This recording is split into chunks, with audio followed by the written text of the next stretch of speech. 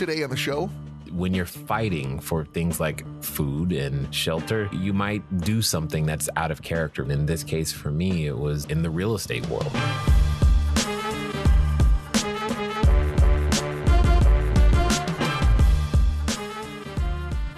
welcome to the Not Another Real Estate Investing Podcast. Excited this week to welcome Jay Massey onto the program. Jay is a full-time real estate investor, an entrepreneur. He hosts a popular podcast, and we're going to talk a lot about his business over the next 30 minutes or so. But I think the really important and more compelling part of his biography is how he raised himself and his family out of poverty using some pretty simple real estate investing tactics. And it was that reason why we invited him to join us for a conversation earlier this week.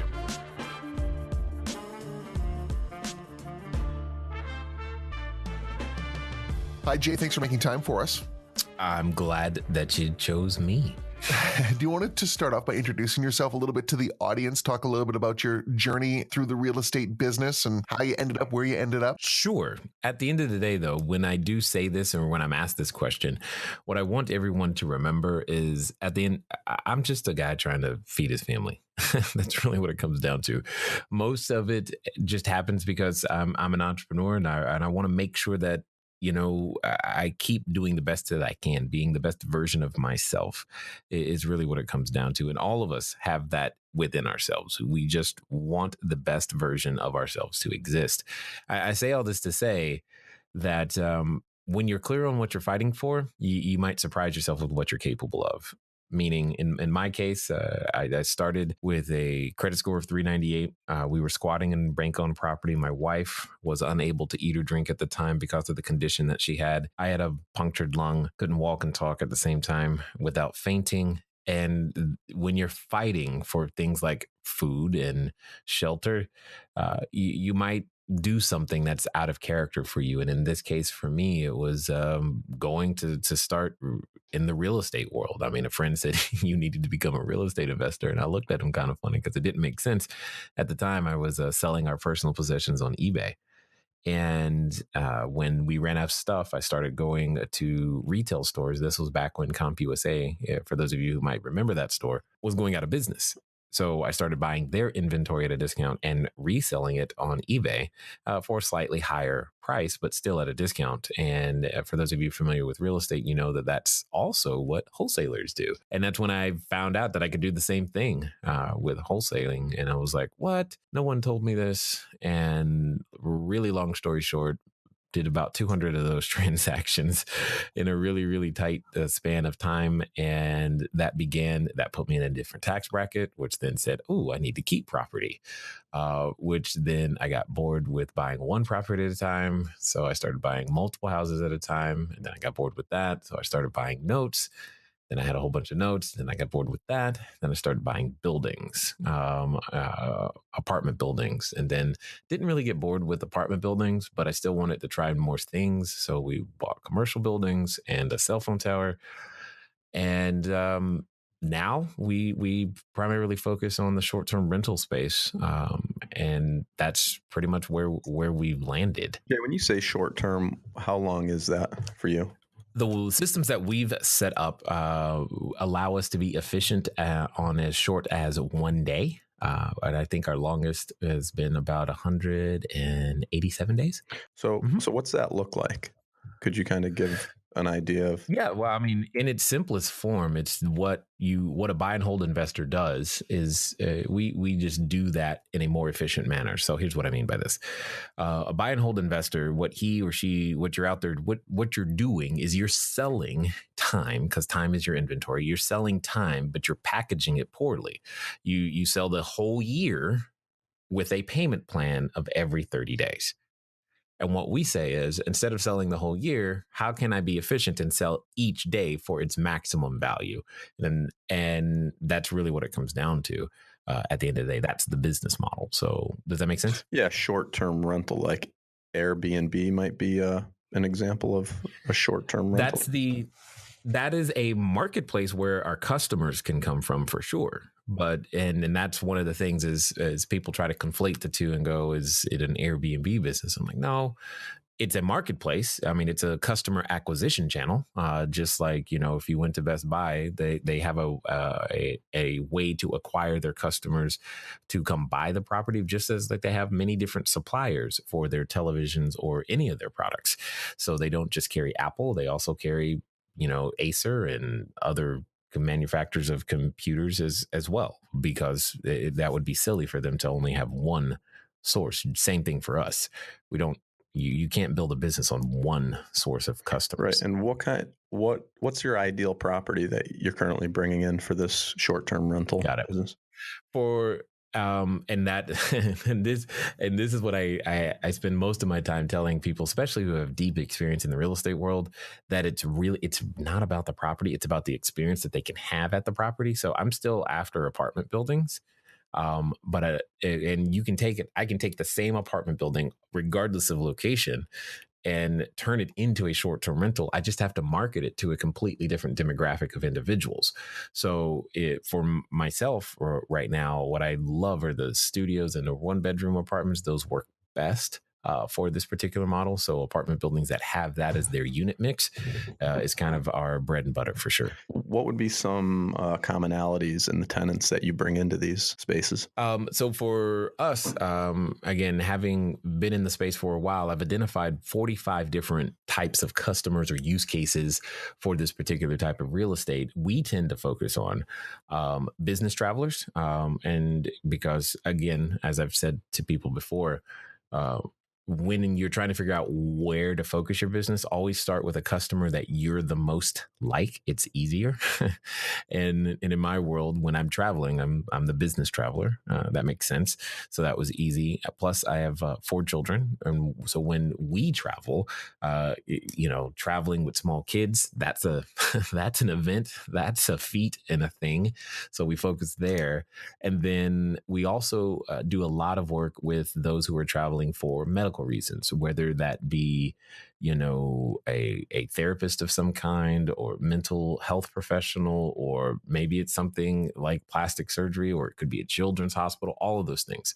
Those are the 3 customer types that we serve the best and where we tend to focus our time. So is this kind of like an extended stay type of business?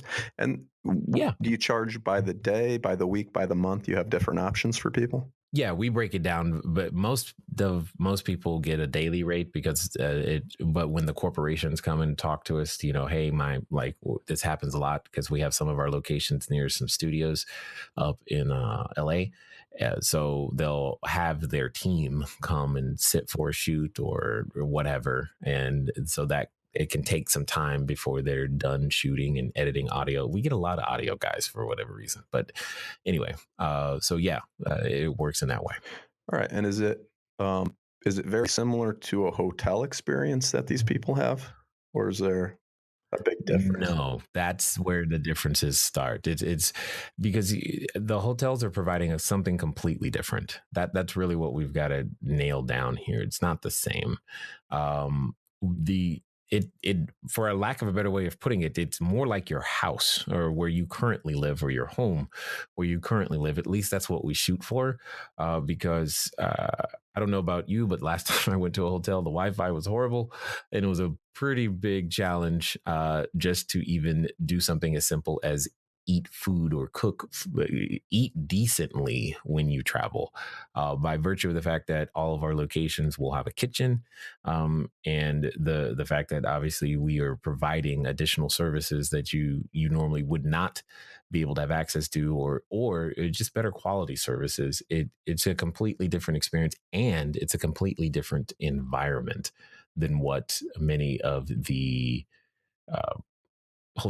what you might experience at a hotel. Are you looking at vacation destinations, or is this? No, you don't have to. I don't personally prefer to serve the vacation people. They are by far some of the most demanding customer types to serve. I mean, it doesn't mean you can't. Doesn't mean they're not profitable. Just means not the one that we prefer. Right. And how long are these typical stays for people? Do you have kind of 5.6 days? Oh, that's it. Oh, wow. And what would be like if you were to take, do you have a vacancy rate across the board? About 8%. 8%. So that would be vacant 8% of the year per unit.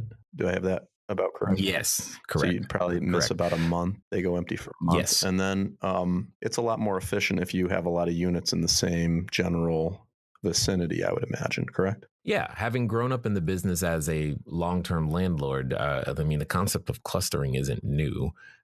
If you're going to build any business, and you want to reap benefits from the economies of scale, et cetera, being in a similar location is important. But also, um, the most profitable customer is the repeat customer, and which is true for any business. And the best way to do that is, again, to have multiple locations in the same general area, not mostly so that you can create the same experience from location to location. The view out the window can be different, but when I cross your threshold, does it feel the same? Does it feel like, the last time I stayed here? Because when we're working, say, for example, we work with some universities and their professors. Well, when the professor comes to town, we don't want him to care which unit is available. We just know that whatever unit, if we have one available, we want him to take that one because it's going to be a very similar experience than what he experienced last time he was here. You must collect a lot of emails and phone numbers and have a book of business, I would imagine. So you market to these people consistently and they stay within your business, correct? Yeah, I mean, that's the whole point. The whole point is to use your acquisition channel like any other business model, right? You have an acquisition channel that helps you acquire your customers. I mean, if you ran a television ad, you're trying to acquire customers, a radio ad, whatever. But once you've acquired that customer, it's like, what is your value ladder to be able to actually maximize the long-term customer value that you are actually generating? If we could just go back to the beginning, you said that Sure. you started out wholesaling properties and you did about 200 of those. And that was kind of your intro into the business. Correct. Wholesaling was how we got started. Mm-hmm. Yeah. And what did that business look like? How did it look like when you first got started? How did you acquire properties? Got it. And how did that kind of feed into the rest of your real estate career? For me, I was I didn't know what I didn't know about technology and tools. And honestly, a lot of it didn't even exist. So there wasn't the ability for me to go, buy an email list or something of that nature. I did it probably the most old fashioned way possible. And I wish I was exaggerating when I say this because I learned a lot doing it this way, though.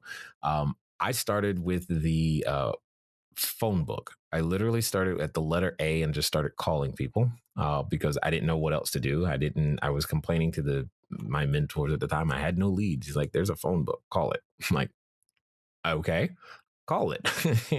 Now you go from that to starting what I would do is from 10 p.m. till 4 a.m. in the morning.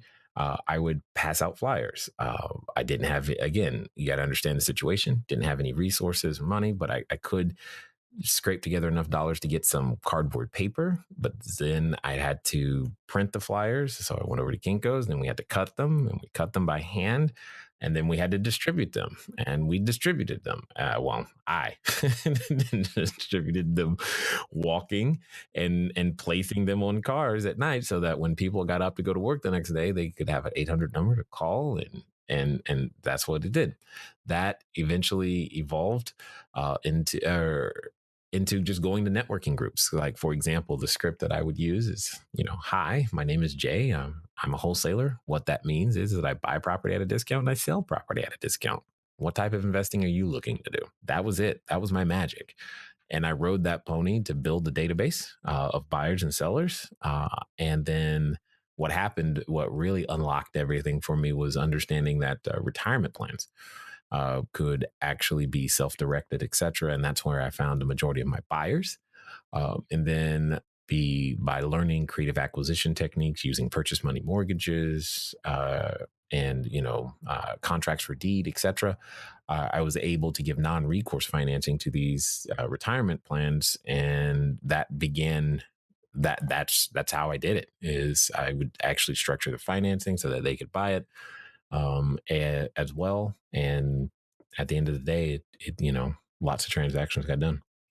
Yeah. What was the time frame? How long did it take you to do those first 200 deals? We started averaging around 72 hours to close a transaction, because it was just, again, that type of financing with a property or with a self-directed retirement plan was very, very easy to do. It became more of a hassle just doing all the waiting for title most of the time, more than anything. Oh yeah. I mean, how many years was that? Like a 2 year Oh, period my to bad. do 200? Oh, it's okay. Yeah, it was about 2 years.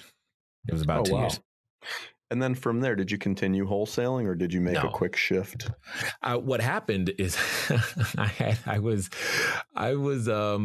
complaining or slash being educated on how taxes work, because when you're doing that many transactions, it changed the outlook of everything. And then I'm like, well, where's that money going, and why do I have to give it to him? Him being the government. I don't want to do that. What can I do about it? And the advice that I was given was that, well, now you need to hold property. I was like, I see. And then I was like, well, how you do that?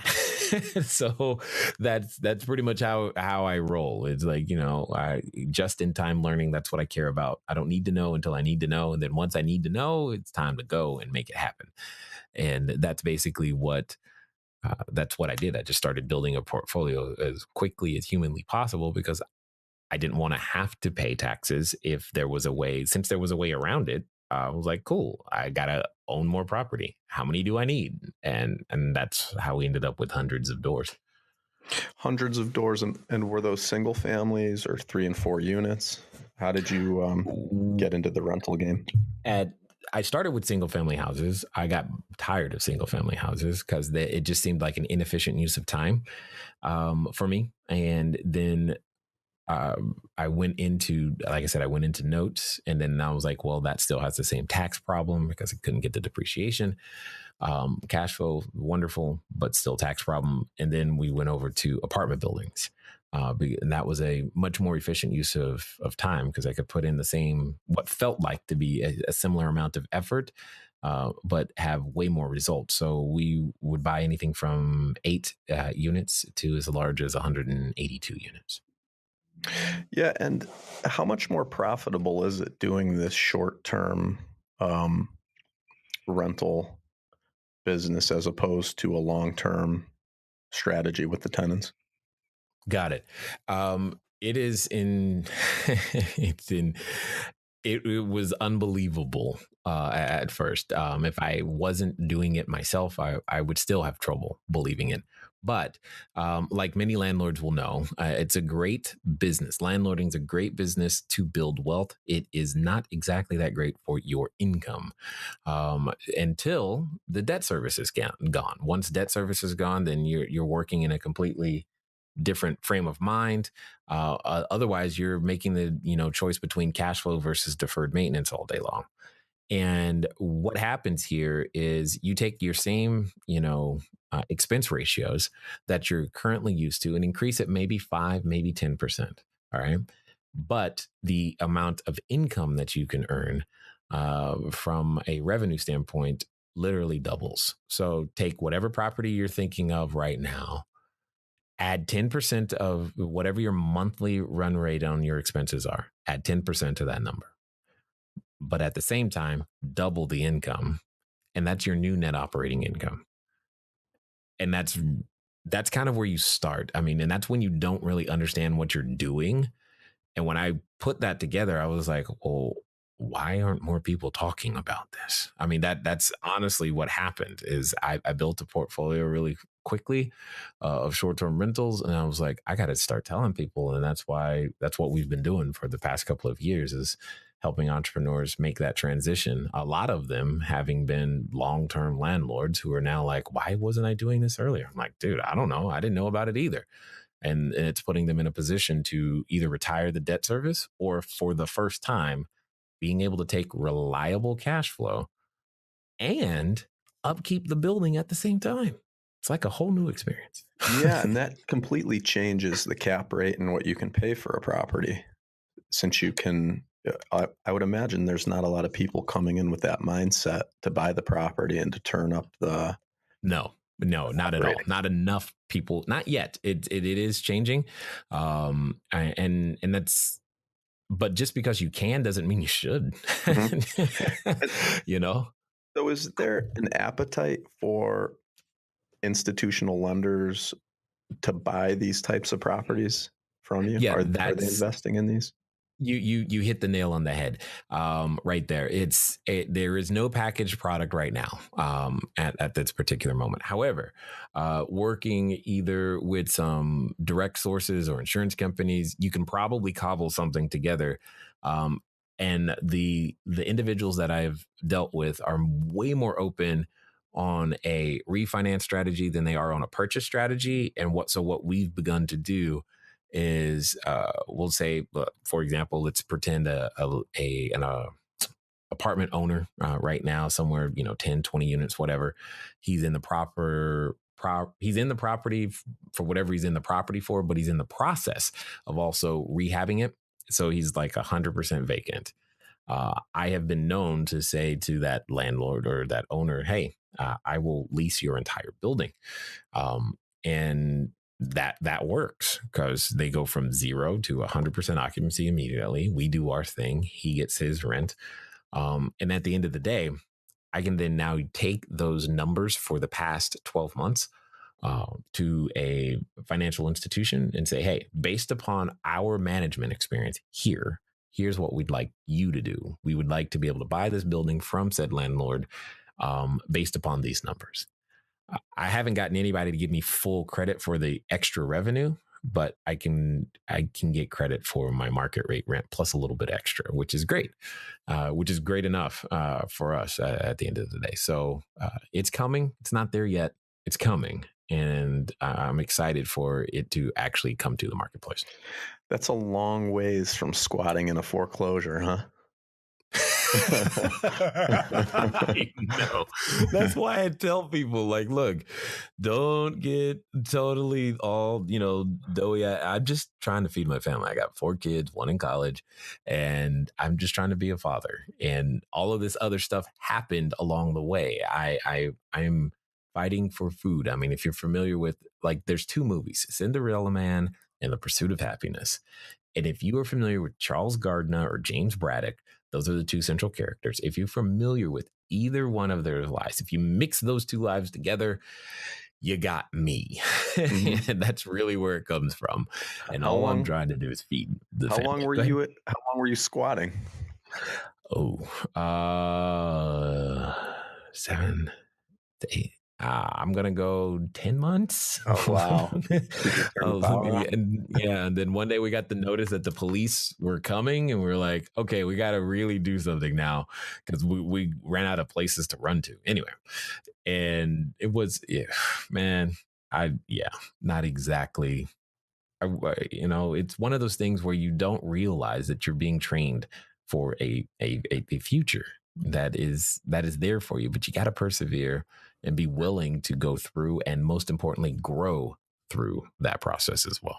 How did you make that very first step that from going from essentially being penniless to being able to invest in your first property or set of properties? How did you get there? Because that's the biggest step, right? For a lot of guys, maybe in a similar position that want to get into this kind of business. Where do you get the capital? Well, and there it is. That you did it. You said it right there. I had to disassociate myself from focusing on what I didn't have.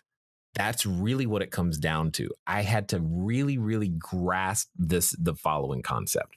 For example, and again, Danny or Brian, either one of you can answer this. Let me ask you this question. The last time you went to your doctor, for whatever reason you went, did you ask him or her what school they went to? No. Nope. No? Okay. Did you ask them what their credit score was? No. Mm-mm. Did you ask them did you even ask them if they knew what they were doing? No. No. And you know why you didn't do that? Because you had a problem and they looked and sounded enough like the part that you go, They obviously do. They wouldn't be here otherwise. Right. And you needed a solution. So my point is, it's not about the doctor.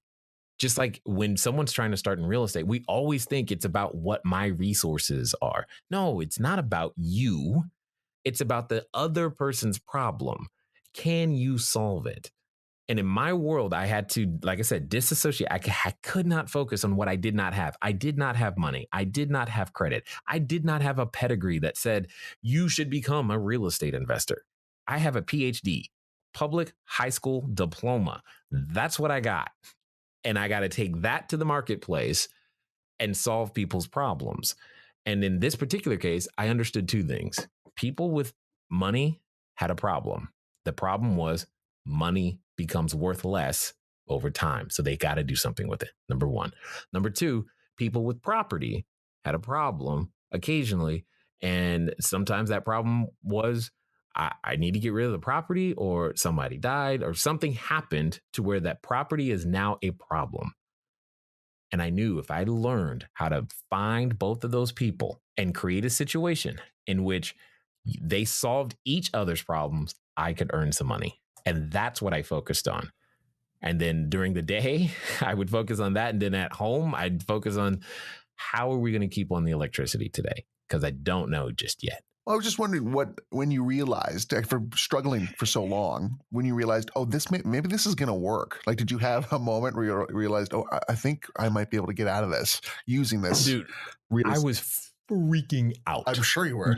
You don't, I mean, because I've been told all my life, if you have a foreclosure, or if you have all this stuff, low credit score, if you don't have money, you can't buy a property. You got to understand, on June 18th, 2008, I am standing with the deed to a property in my hand that I purchased from a lady who was in foreclosure. And I was still squatting in property myself. And I'm like, okay, what is this? This is not supposed to happen at all. Okay. But I have the deed to a property. I have workmen and construction people who are rehabbing my property so somebody else can live in it. And I'm going to collect $200 a month of rent, or net, after the property manager and all the fees and whatnot. And I'm like, huh? That messed me up for a while. Okay. Messed me up for a while. But it got me to question, if everything I thought was true actually wasn't, and I've been operating as if it was, what else isn't true? What other errors in judgment and operation have I been making? Let's go. And what can't somebody tell me, what else can't I do? I can't do what? Okay, I'll be right back. And it started this process of me going out there to do anything people told me I could not do. And they're like, you got lucky. Cool. 3 weeks later, I did another 11 transactions. Well, sure, you did it with you can't do it again. So I did it again. And then they said, well, that's great. You can do it with single family houses. You can't do it with apartment buildings. Watch. Then they're like, okay, well, now you have a tax problem. What are you going to do now? Watch this. And I mean, that's literally what happened, time after time after time.